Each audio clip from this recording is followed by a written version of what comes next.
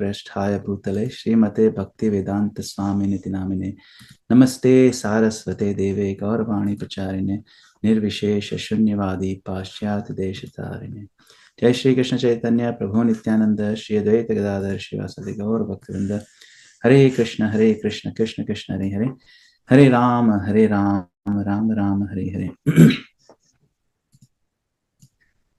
Om Namo Bhagavate Vasudevaya Om Namo Bhagavate Vasudevaya Om Namo Bhagavate Vasudevaya.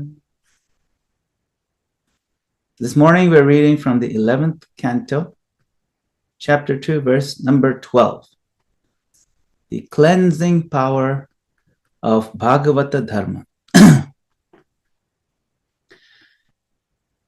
Shuto nu pathito dhyata adrito vanumodita sadya punati saddharmo deva vishvadruhopihi. Translation and purport by servants of His Divine Grace, ISKCON founder Acharya A.C. Bhaktivedanta Swami Srila Prabhupada. Srila Prabhupada ki jai. Translation.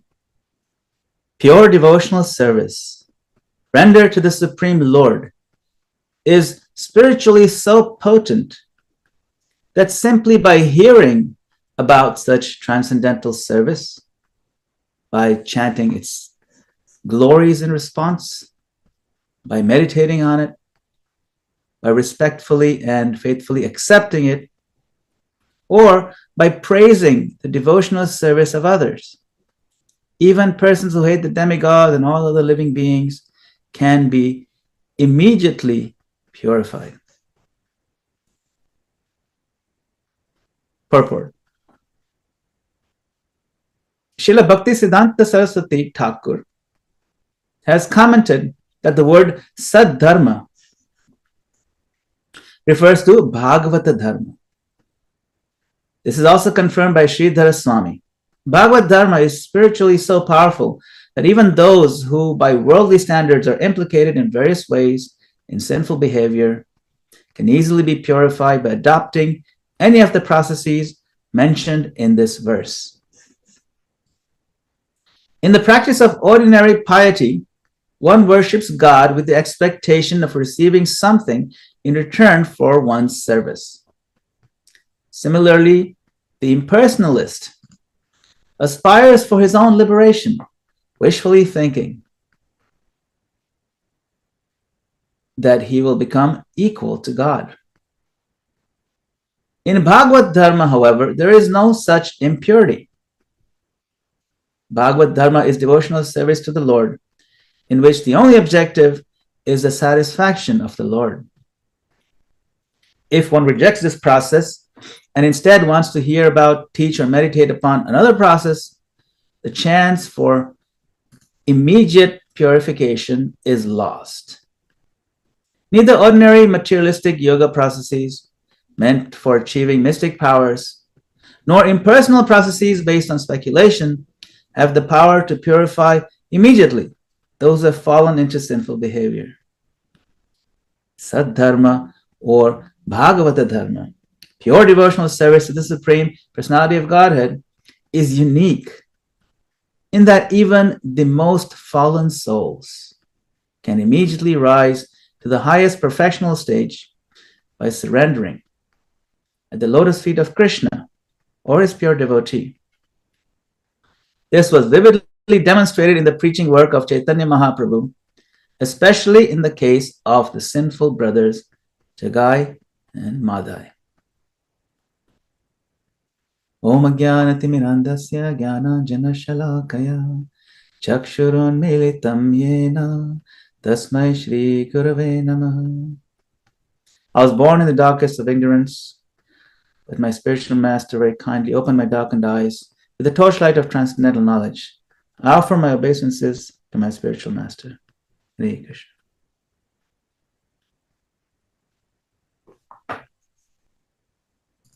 So the Srimad Bhagavatam is sometimes described as a spiritual symphony with 12 movements. The 10th canto being the crescendo, the climax of the whole musical piece. Krishna's pastimes, the 10th canto, the full revelation of the Supreme Personality of Godhead in his sweetest, his most intimate form. It's the 10th canto. It's beautiful. It's the largest canto. It reveals so much about the Supreme Lord. So a natural question arises. Why doesn't the Bhagavatam end there? After all, the hero has appeared, enacted his pastimes, and returned to his eternal abode. What remains? Why the 11th canto? But the sages understood that the story of God is incomplete without the story of the soul that realizes God. So the 11th canto is the bridge between revelation and realization, between the darshan, the vision of Krishna, and the life that follows such a vision. What happens after you get that blessing? If the 10th canto is about Krishna revealed, the 11th canto is about Krishna remembered. It teaches us how to live in the world after having seen the absolute truth. Remembrance of Krishna is the essence of all the scriptures.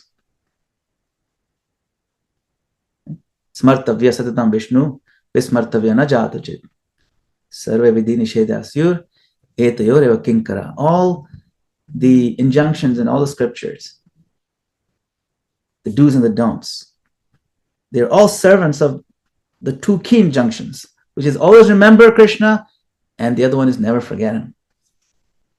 So it's all about remembrance, how to remember. That's what the 11th canto is about. So at the end of the 10th canto, Krishna concludes his pastimes on planet Earth, and he prepares to withdraw his visible form.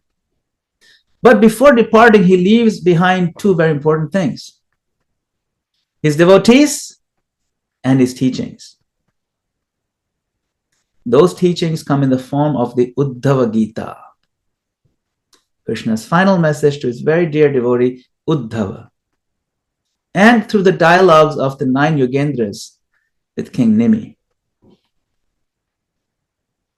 Thus, the 11th canto becomes like a manual for those who ask. And like Uddhava also asked, how do I remain steady in devotion when you are no longer physically present?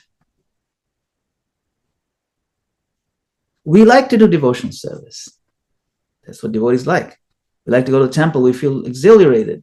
It's such a wonderful feeling when we're chanting, when we take darshan, when we serve each other, when we serve the deities, when we engage in festivals.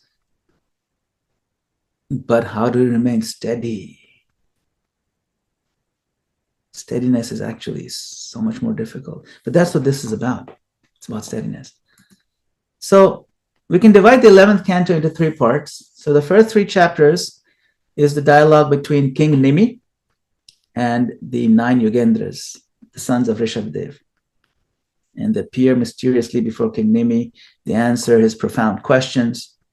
His questions are about devotion, they're about liberation, and especially this section about the qualities of a true bhakta. Then the chunk of it, the core of the 11th canto is Uddhava Gita, many chapters, chapter 4 through 29, where Krishna is personally instructing Uddhava on renunciation, bhakti, and surrender. And then 30-31 as the departure of the Yadus and Krishna's disappearance from the world, winding up his earthly mission. So the themes of this canto are renunciation, pure bhakti, understanding who the pure devotee is, detachment from notions of false religiosity, and the ultimate refuge exclusively in the Lord, only the Lord.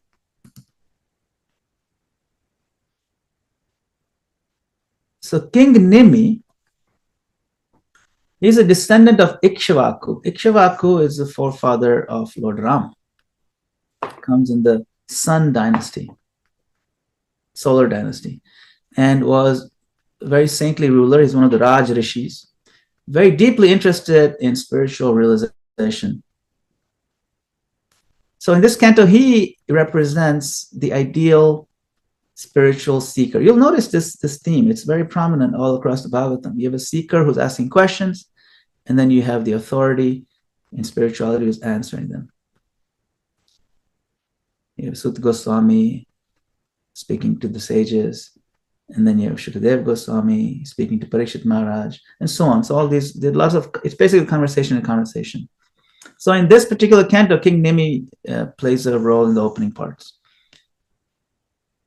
These 9 Yogendras, Avihotra, Giri, and so on, they are the sons of Rishabdev. Rishabdev is an incarnation of the Lord. They wander the universe like Avadutas, detached, absorbed in meditation. And each of them answers one of King Nimi's 9 questions about the path of bhakti and the nature of liberation. So in the course of this conversation, our verse from today appears.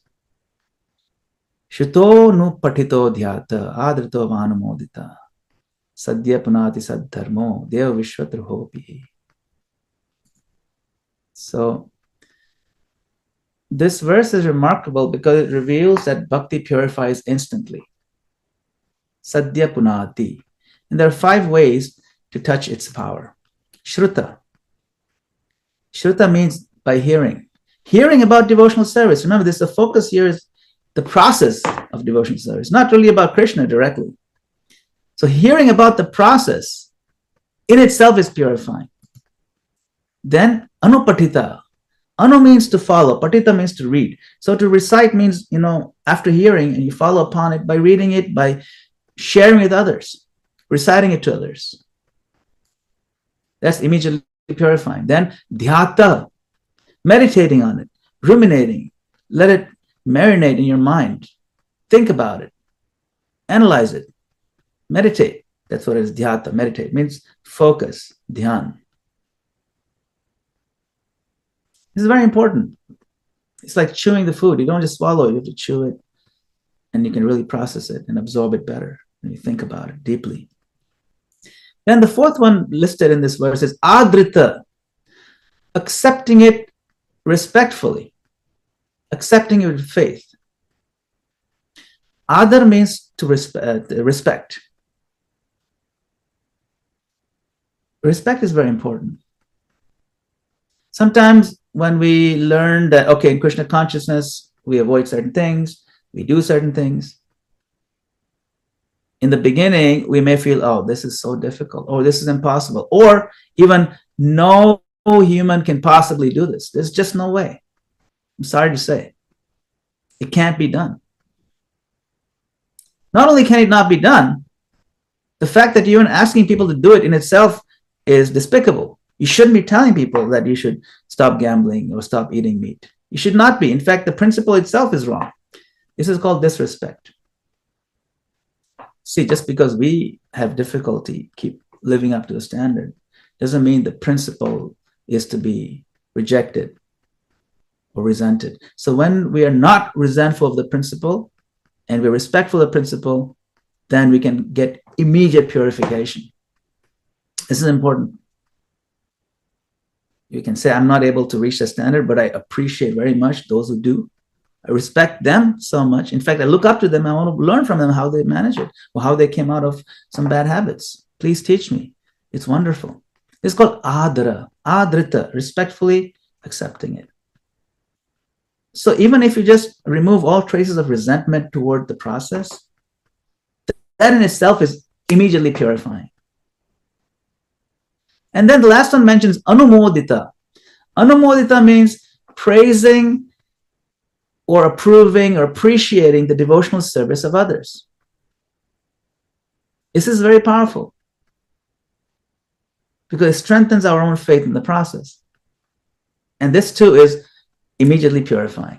So each one of these actions, even a single one, has the power to purify instantly. Even a person who is, as the verse says, Deva Vishva Druha, someone who's hostile to the great demigods or the empowered personalities or other people in general, even that kind of person who is just very bitter about everything and cynical and harsh, even such a person, if they can do one of these, they can be purified from misgivings. So Bhaktisiddhanta Saraswati Thakur explains that Sat Dharma means Bhagavat Dharma, pure devotional service to the Lord without any ulterior motive.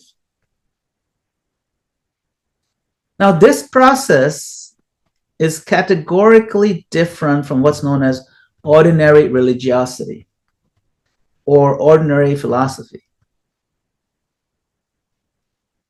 This process is, by comparison and by category, extraordinary. Okay, what's the difference? What is ordinary religion? What's ordinary philosophy? So ordinary religion or religiosity is technically known as karma kanda. It's found in the scriptures, it's found in Vedic scriptures, it's found in other scriptures around the world, where one performs pious acts with an acceptance of higher powers and the expectation of material rewards. That's karma kanda. Those rewards can take many shapes, but the aspiration is for enjoyment in the world. That's what we call ordinary religion, or even a kind of cheating religion, because you're not really going for God. You're reaching God, trying to reach God to get something other than God. See? Then the other aspect of ordinary, say, philosophy is called jnana kanda, where one strives for liberation, relief from the material bondage, or equality with God. See, there again, the aim is selfish. I want relief, not that let me develop love. And if it means that I have more pain, so be it. But I want to lovingly serve the Lord, selflessly. See, with Jnanakan, the idea is, again, selfish. I want relief, and I want equal footing with the Lord. So it also has that additional layer of hubris, which takes selfishness to the next level. But in Bhagavata Dharma, the goal is nothing but Krishna's pleasure. And because this Dharma is pure, it carries its own potency. It's like fire. It purifies anything it touches, regardless of the condition of the object. Example that's given in the purport, we see in Mahaprabhu's mission, the brothers Jagai Madai, classic sinners, drunkards, blasphemers, violent offenders. And yet, by the mere contact with Mahaprabhu's devotees, and by their later repentance and chanting, they became Paramahamsas, great devotees. Their transformation was not gradual. It was immediate. Sadhya punati. Sadhya means right away, instantaneous. So this verse that we're reading today, it predicts that miracle, the power of bhakti to instantly awaken the dormant love, even in those who are, let's say, most estranged from spirituality and from divinity. Even such people.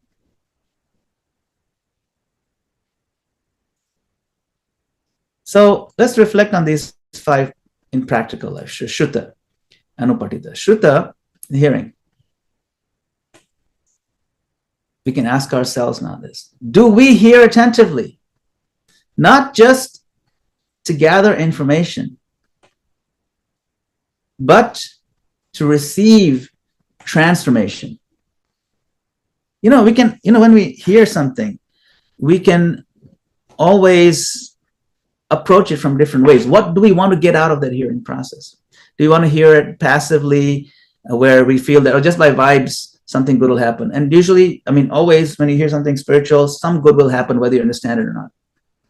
But if you hear it with the aim to understand, to gather the knowledge, that's better than just turning it on and zoning out. But to hear the aim that I want to change, and I know these words are going to move me and change me and transform me, that's the next level of hearing, beyond just gathering information. It's not passive, it's the soul opening up itself to purification. So that's the level of Shruta. We can always improve. We hang on to every word and scrutinizingly try to figure out, how can I leverage this message to bring my heart closer to Krishna, to melt at least the edges of my steel-framed heart. Should evaluate these things. We don't need to evaluate other people's, probably we should evaluate our own. Then anupatita, reciting. In other words, we're sharing what we have heard.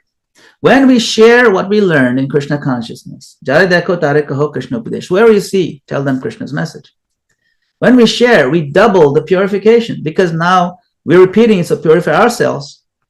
And then the person who's hearing it, they also get purified.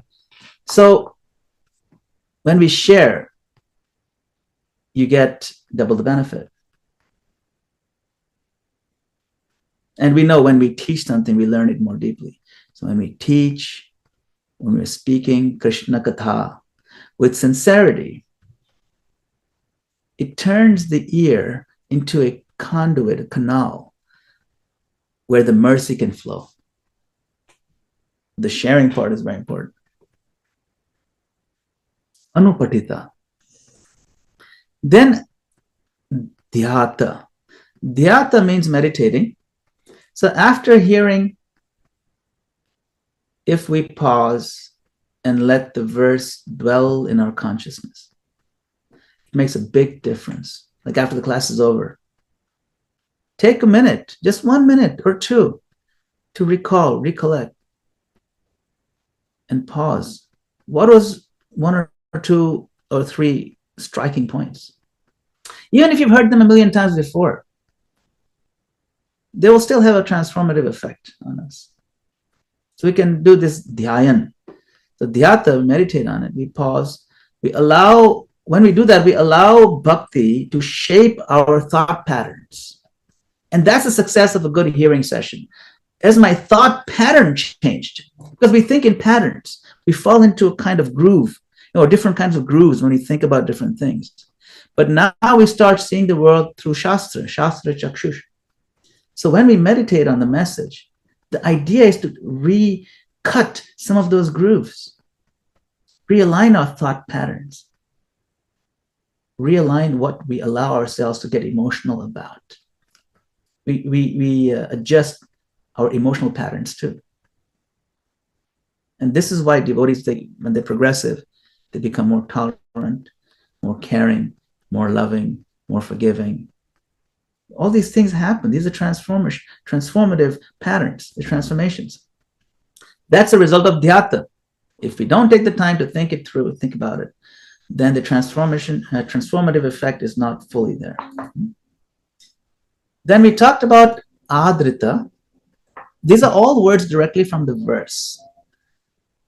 When we read a Bhagavatam verse, we should try to take each of the words and see what we can get out of it. And there's so much in this. Just look at this one line. So adrita means accepting with faith. Even if we cannot fully follow, we should honor the process. And to the degree we honor it, to that degree it acts upon us. Yes. Remember, bhakti is a living, breathing, divine personality. So even when you approach the bhakti process, Bhakti Devi, see, with respect, we get the blessings of Bhakti Devi, and things that we thought we would never be able to do, habits we thought we'd never be able to kick, they are gone. And we're able to do things. That's why we hear this a lot of times. Devotees recite Mukam karoti vachalam pangum langayate girim. Even the deaf and dumb, the mute, can start speaking, and a disabled person can cross mountains. Someone with broken legs can cross mountains if he gets the mercy of the Lord. So if we approach with respect, we can get that sort of, it's like a magnet that attracts grace, attracts mercy of the Lord. And then, of course, anumodita. We rejoice in others' bhakti. And this is probably one of the most neglected and yet the most sublime form of devotion. To feel joy when others serve Krishna well. We should make it part of our life to really appreciate, in private, in public, especially in public. Envy is the last anartha to leave the heart. And this anumodana, this anumodita line here is anumodanam, it destroys envy completely. Really appreciating others and glorifying their bhakti. It really removes those traces of envy. Even a critic can become purified if he sincerely appreciates another's devotion. So let's consider some more insights, some deeper insights into this.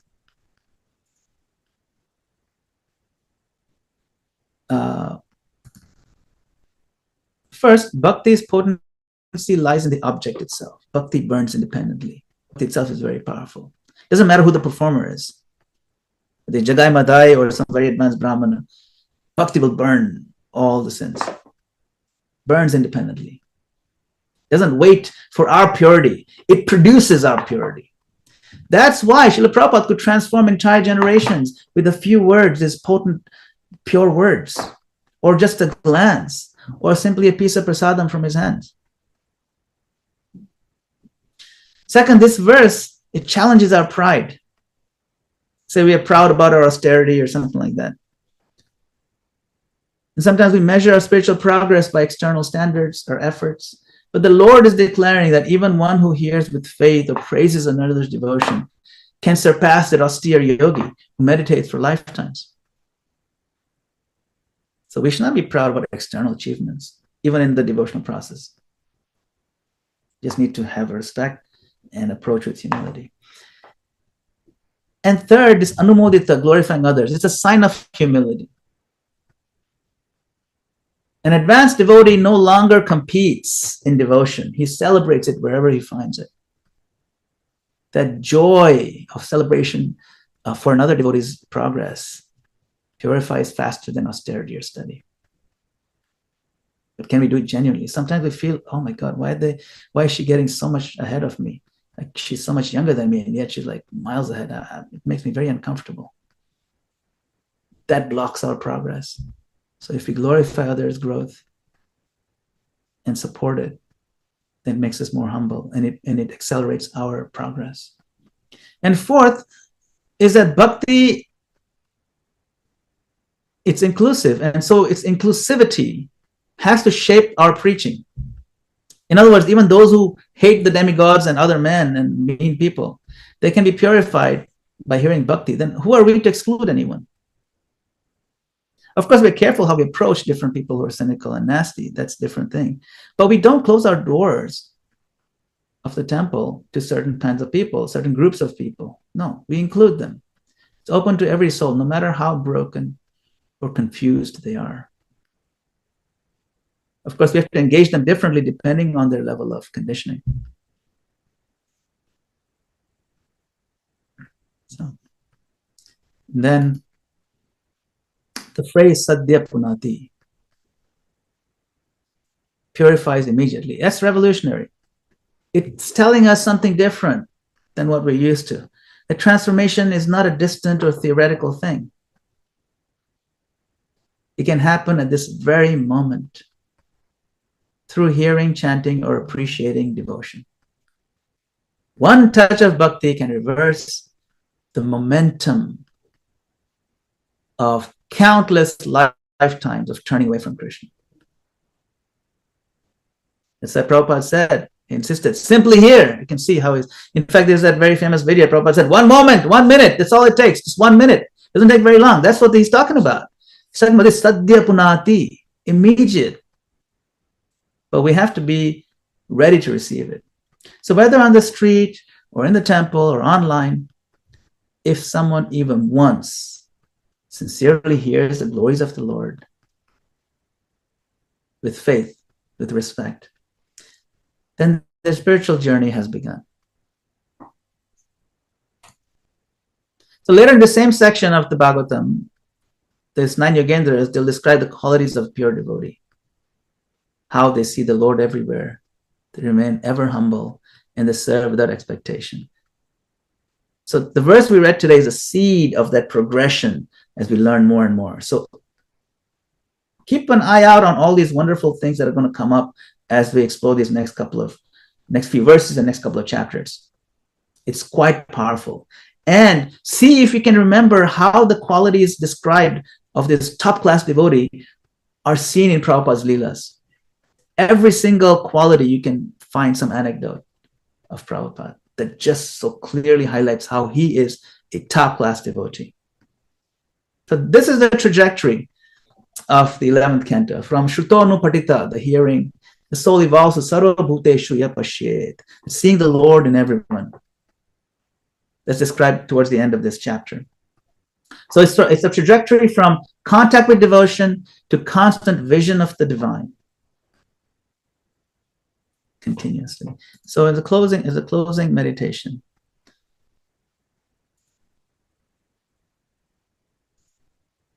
let's ask ourselves quietly,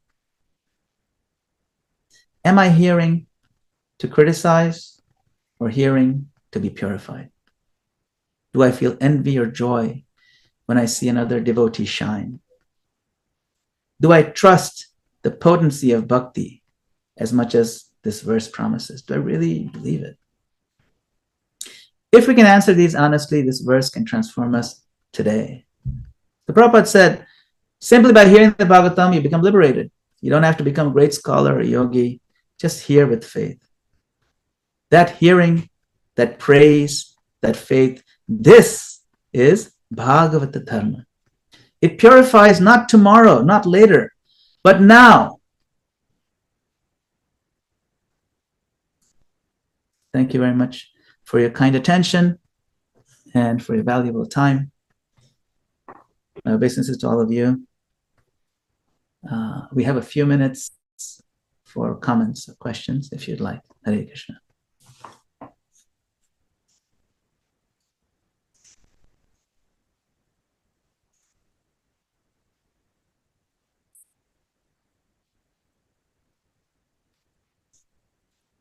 Yes, okay, we have some hands up over here. Okay, let's see. We have, sure, there's a question on the chat. I'll see if I can address that first. Jeffrey Ackler asked, there's a near paradoxical risk in the nature of inclusiveness, creating an exclusive society. This is why humility is so important. No? How to walk the line of knowing you found a better way without becoming proud in the face of those who are still asleep. Yes, how to walk the line of knowing you found a better way without becoming proud. Yes, this is a very classic holier than thou trap. Very classic. My way is the best, obviously. And I've seen all the ways in the world. I've studied everything. I know it all. I know I've checked them all out. They're also okay, not bad. But this one's the best. Why is the best? Well, because I selected it. You see, you have to ask the question, why is it the best? It's like saying that, my full-size Webster's dictionary is the best. Because the medium-sized dictionary, it's just medium-sized. But it's still both valid. So we can have respect for all paths. And we, of course, the guidelines here is that we need to develop humility in the sense that the Lord potency is available in all valid paths that are out there. it's very possible to attain pure devotional service through another path if you follow it sincerely. And it's totally possible for us to completely miss the point when you're claiming to be in the best path. It could be the best path. It could be the most intimate. It gives more details and everything, but we approach it in a selfish way. So it all depends on how we approach it. And therefore, our humility to maintain that is paramount. Our utter respect for all the other processes is paramount. We don't have to compromise on it. And we can say, it's the best path. That's what I'm following. It's the best one I've found, and therefore I'm following it. If the other one is better, I'll leave this one. And if you can show me something better, I'll take it. You can have that integrity too. That's also kind of humility, But the fact that we're following it is, at least in my heart, means it's the best. It's like in a wedding. Everyone's wedding. There's the bride and there's the groom, and then there's the best man. I mean, if he's the best man, why is she marrying this guy? Right? So the best path. What is best? It doesn't really matter. It's best for me. So we have to avoid that sense of that your religion is so awful, you're going to hell for sure. And we've seen flavors of that in our world. You guys are all worshiping, demons and things, so on and so forth. We've heard that ourselves. We don't need to worry too much about that. We just need to pay obeisances to everybody, see the conditioning that's there in everyone else and also in us, and recognize that we have our own path to walk, a long way to go. Yes. Thank you, Jeffrey. Okay, Min, Mataji, please go ahead. Hare Krishna, thank you so much for a wonderful class. Great. So we've heard that even a single item from the 5 process of hearing, reciting, meditating, and accepting, and that one can be instantaneously purified when one comes across that. And we also heard that Chagai-mada, even their transformation was not gradual, that it was instantaneous. Is it possible, does this apply to just the people who are coming to the path at the very get-go, or is it possible for also people who've been on the path even for a few years, or even for 50 years? Yeah, I'm wondering if that's, as I'm asking this question, I'm hearing myself being impatient, actually. So, yeah, thank you. This is a great question. In the Bhagavad Gita, Krishna says that everyone follows my path in all respects. You might have heard that verse. It's a very interesting verse. How is it? Everyone, even the materialists? In one sense, yes, because everyone's seeking happiness. So we're all on the path in some form or another. Even the selfish materialist atheist people, they're on the path of progress. Of course, when we say the path, we're talking about, actively, consciously trying to develop love for God. A transformation of great magnitude, quantum shift or quantum leap, can and does happen even in a person who's been practicing for a long time. It can, and it does. We see examples. Bilva Mangal Thakur. Bilva Mangal Thakur was a devotee, but then he fell down again into this bad habit and following, and then he had a massive transformation. And he saw, he literally was in the presence of the Lord. The Lord would speak to him and stuff like that. But before that, so he was devotee, then he blooped and he left the process and he was doing the worst kind of sins. And then again, the massive transformation. So it's not like he was on the path, you see. And then so it doesn't matter what level of path you're at. And those of us, if we are fortunate enough to be chanting Hare Krishna, we have to accept that this is by the grace of some devotee who has given us this. We don't deserve it, but somehow we've got it. So let's appreciate it. And then we make gradual process. Gradual process is also the standard way of happening. But what this verse is saying is that it's so potent that it's also not atypical to see substantial transformation immediately. You see? So, of course, Jagai Madai represent the most dramatic example of instant transformation.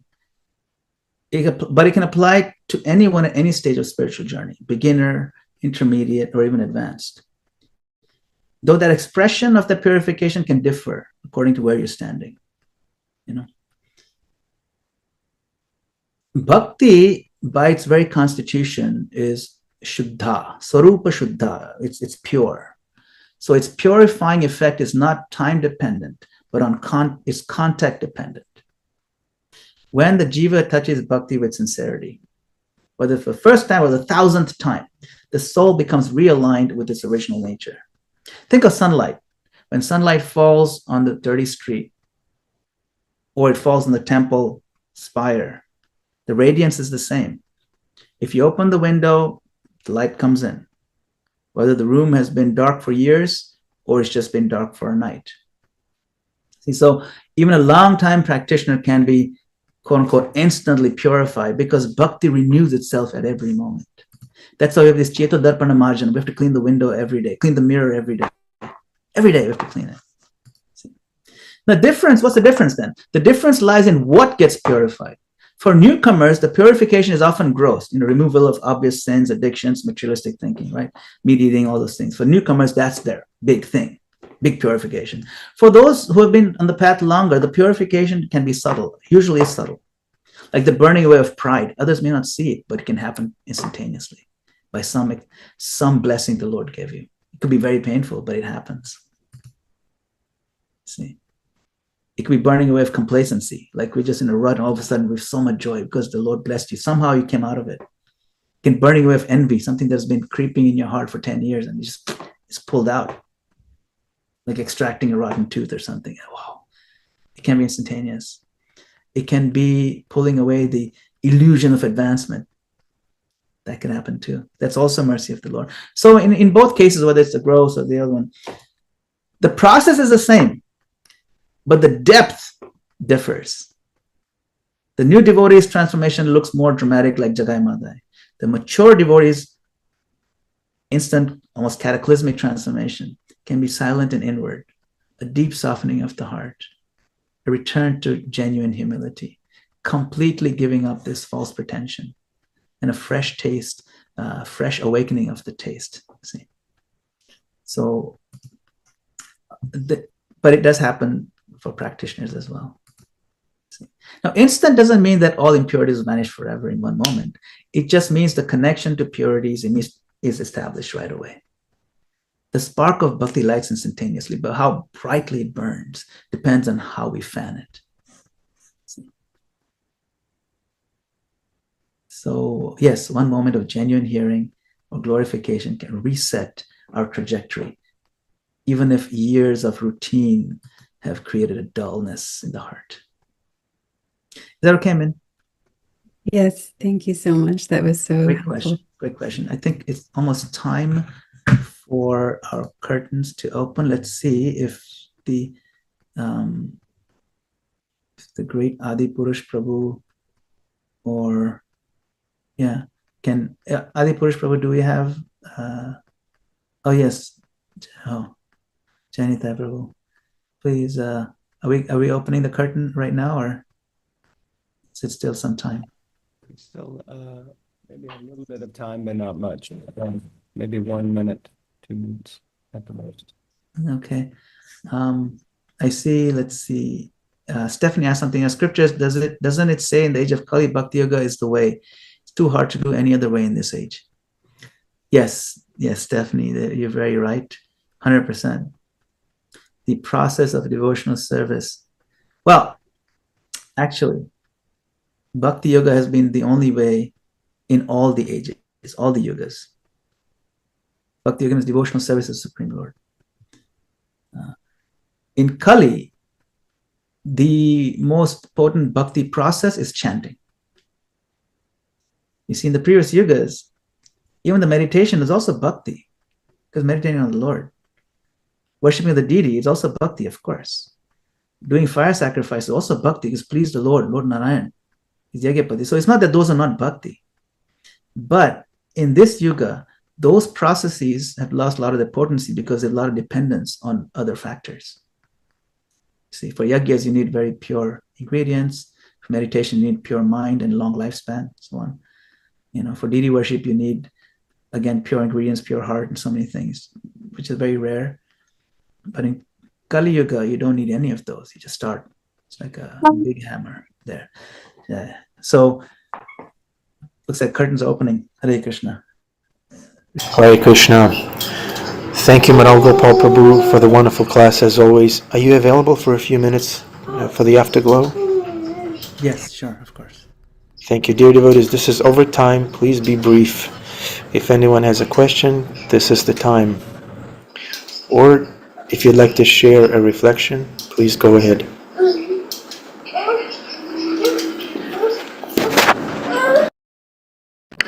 Hare Krishna. Last call. I reflect that your co-host, Ram, is cooler than you. I know. Madana-gopāla Prabhu, I have a question. If we are, you said we were progressive devotees, and I was thinking, yes, we're making progress, but it's so slow. How do we get faster in being progressive? I'm progressive, but I'm so slow. Yeah. It's a good question. Actually, His Holiness Sachinandan Swami Maharaj talks about this. And he says that we have to see, because we have so many varieties of things at our disposal in terms of the devotional process, not just one thing. Of course, the main thing is chanting, but how to approach a chanting, we can approach in so many different ways, So sometimes what needs to happen is a jump start. If we fall into a rut where everything is just, okay, we're in a plateau where we're not making any gains. Okay, I'm doing my rounds. I think everything is fine.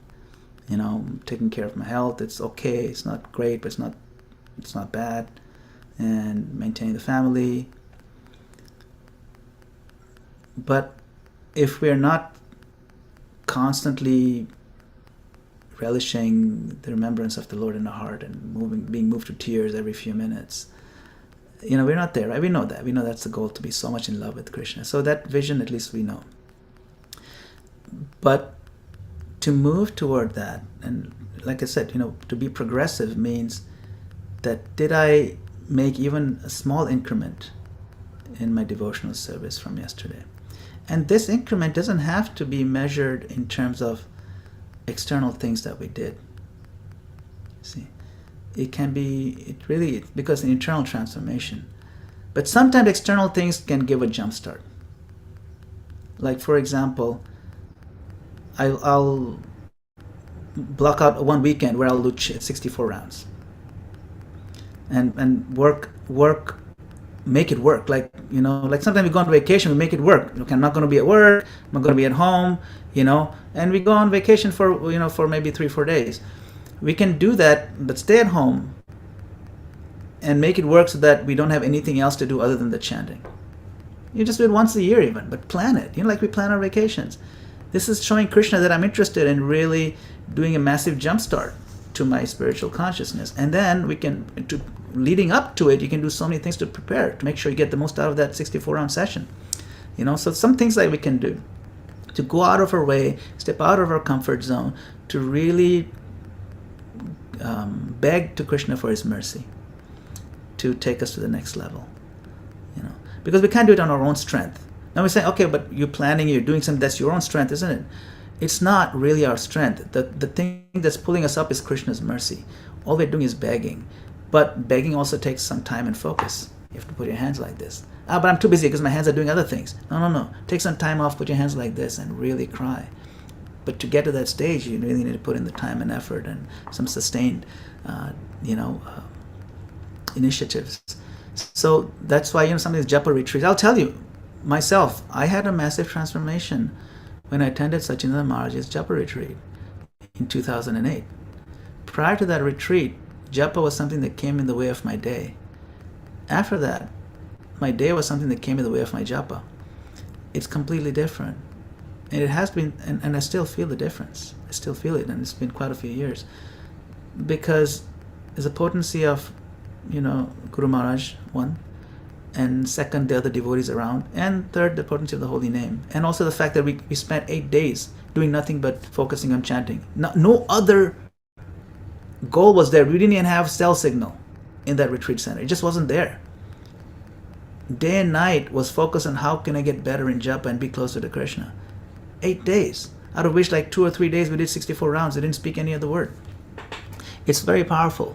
So if you can, I'm not saying you go for 8 days, but you do a weekend even. You don't have to do 64 rounds per day. You can do 32 and 32 or whatever. I'm just saying find something to give you a jump start, a kick start. Look for a quantum leap. Krishna will appreciate it. Your heart will appreciate it. It's just one thought. There's so many other ways you can do this. Thank you. Prabhu. That's very practical. Yes.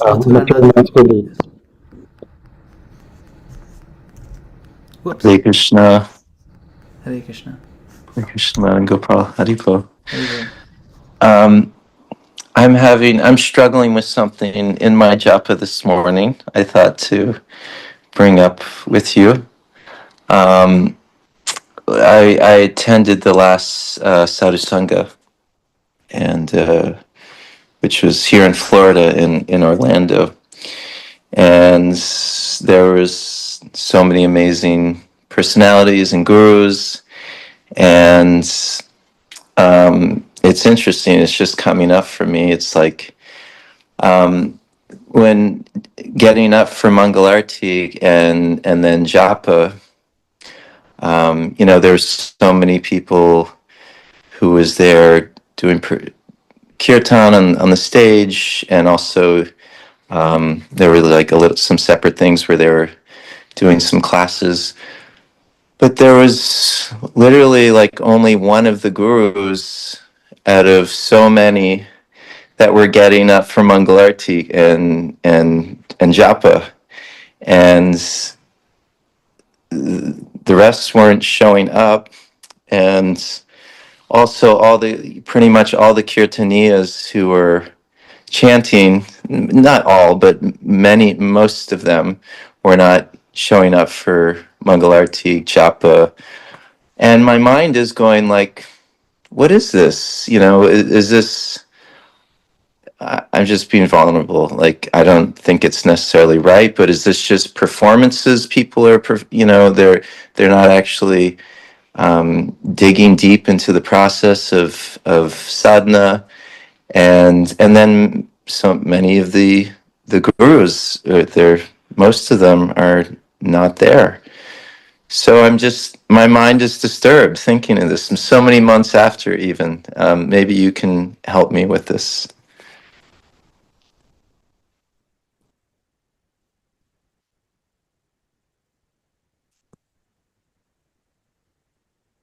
Sorry, I was mute. Yes, it's a good question.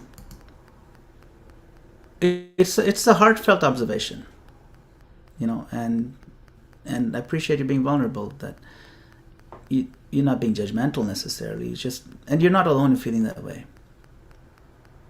Every sincere devotee faces at some point that moment in our heart which wants to honor. We want to emulate advanced souls, and we feel unsettled seeing the apparent gaps in their practice. Like, this is like the main thing, you got to show up. Then after that you take, So let's unpack this, right? First, let's evaluate why it feels disturbing.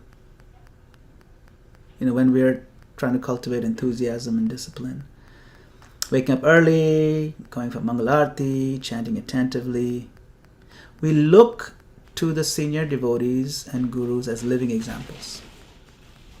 Right. I'm looking forward to this. It's called Sadhu Sangha.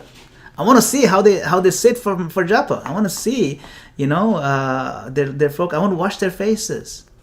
They embody the ideal.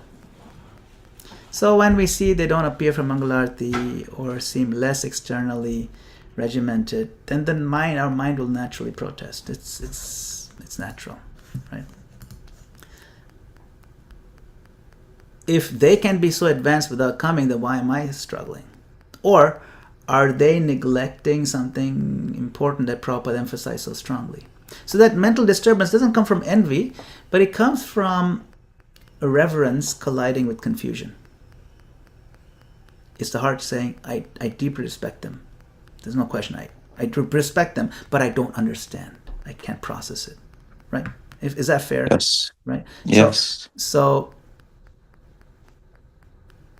for most devotees, regular sadhana practices like Mangalarti, they're essential for purification and protection. We have to, I would say there's different levels of what we can say benefit of doubt that we want to give. We want to be generous in making certain assumptions. Some are elderly, some are sick, some engage late into the night in a very demanding preaching or some administrative service. I've seen it myself. Some of these who are very involved, leaders in the movement, after the 10 o'clock kirtan is over, they go and they answer a bunch of emails and they get on certain phone calls and meetings because they're in a different time zone. And they're up till like 1 o'clock in the morning. And they're elderly. It's just not possible. Plus, they've just traveled. And, of course, the Florida, it was a nice place. I was there. It was quite nice. But for many devotees, it may just not be feasible, just physically speaking. Another is some may already be in a state of constant remembrance. Many of them are very advanced. And their mind never leaves its service. Some travel constantly. They're living under a lot of strain. And they have to rest during certain times to function effectively for the rest of the program, right? So externally it may appear as though they're skipping something important, but internally they may be performing some important service. So, of course, we understand the essence of Mangalarti is not the ritual, it's the awakening of the heart for Krishna. I'm not gaslighting, I'm saying, yes, it's okay to feel pain. You should not suppress the feeling that this is unfortunate, it's a real thing, or this confuses me. It's real. That pain, if we process it humbly, becomes a sign of our love for the standard, not a fault. So we should not think, oh, should I not be having this confusion? No, it's real, it's honest. The danger is when that pain turns into judgment. They are all fallen, they're not serious. I mean, even I'm better than them, and I'm just a new guy. That's when offense can enter. So we can hold both truths together. That's a sign of intelligence, right? The principle is that Mangalarti is glorious, everyone should come, it's purifying, it's a non-negotiable thing. And then the other part is understanding that Krishna sees the heart, knows each devotee's unique service, absorption, and the situation and all that. And maybe, other than Sadhu Sangha, maybe 320 days of the year, they're at Mangalarti at the temple, and we don't have that visibility. We don't know, you see. We don't know their circumstance.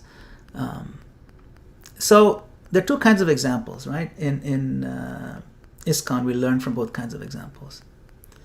There's inspirational examples, those who strictly follow every standard externally, and they remind us of what we should aspire for. They're very good. And then there are transcendental examples, those whose depth of realization may not always look textbook, but who reveal Krishna through their mood, their compassion, their absorption. They teach us what the essence looks like when the externals have become fully internalized. So both are genuine, both serve the movement in very important ways.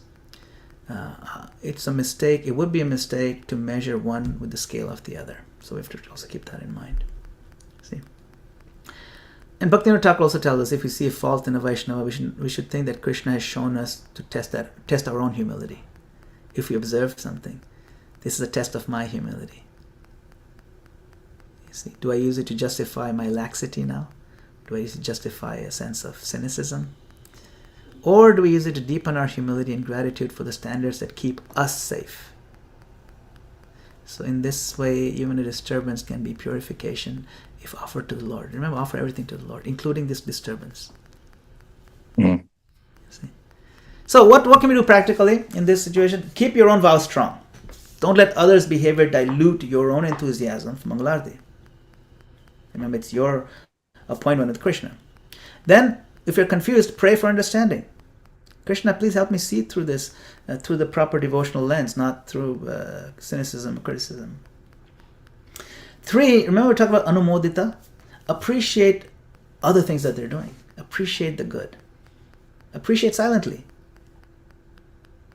Maybe the guru didn't come from Mangalarti, but he's answering hundreds of letters, or he's talking on the phone with some disciple who's having a massive problem or something, you know. That is also service. And then we want to seek balanced association, you know, stay close to those who follow the standards, but also stay close to those who show compassion. Keep the heart and head in balance. That's what I mean by balanced association. So the rule says attend Mangalarti, but the essence says awaken your heart for Krishna at the dawn of the day. So the safest way is to live the essence through the rule. Live the spirit of the law while trying to practice the law as much as possible. All right. I hope that helps, Madhuranath Prabhu. This is a very deep topic. We can go on for this one. Yeah, no, it does. So much gratitude for sharing, and yeah, I can see my mind has been agitated, and it was really nice hearing all the different perspectives and understandings, and I thought that too. Yes, they're having so much other service. But then I go, well, 3 days couldn't just like get up to be with all the devotees at this special time, and you know, there's all these I'm going back and forth. I'm having like an internal argument while I'm chanting japa this morning, and yeah. So thank you for beautiful perspectives. And Krishna Kumar also mentioned this is something I observed too. During japa time, quite a few of the different group leaders would kind of go in a separate place and take their little group and do japa together in a little circle. You didn't see them, but if you walked around, you'll find these circles sitting here and there, and they're really getting into it, you know. We had our own little circle as well, and you know, we would do meditation before we did japa, like spend 15 minutes really trying to align ourselves. Then we dived into it. So, but you wouldn't see that in the hall because they're doing it here and there. That's another consideration for sure. So it's always better to be generous in our assessment of what's going on. Yes, absolutely. Broad-minded, open-minded. Yes. Thank you. Yes. Thank you. Thank you, Madhuranath Prabhu, for being so sincere and vulnerable, for asking intelligent questions, and thank you, Madana-gopāla Prabhu, for answering them so nicely.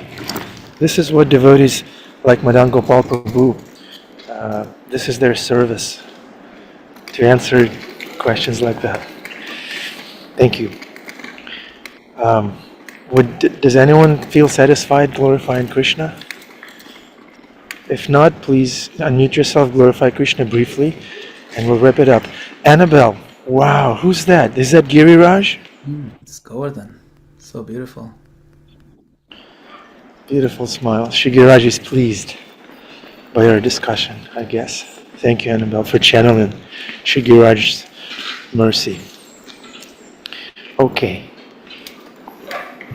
I just wanted to say thank you so much. That was a really, I don't know, I feel like I had my own little awakening listening there. So I really am very grateful. Hare Krishna. Thank you for coming. Thank you for that. Karen. Annabelle, Isaiah, please recite the Maha Mantra. The whole thing, please, as loud as you can.